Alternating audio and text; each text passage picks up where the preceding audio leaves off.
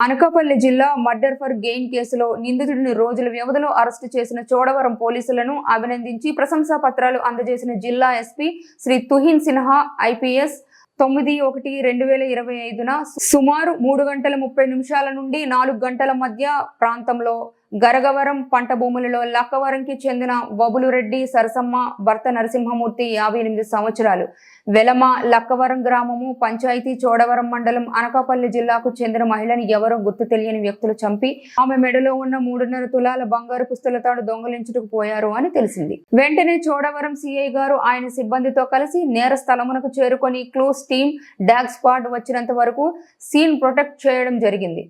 వెంటనే అనకాపల్లి డీఎస్పీ గారు అక్కడికి చేరుకున్నారు. అక్కడ ఉన్న మృత్యురాలను పరిశీలించగా ఆమె చెరుకు తోటలో రక్తపు మడుగులో మెడపైన కత్తి గాయాలతో పడి ఉంది.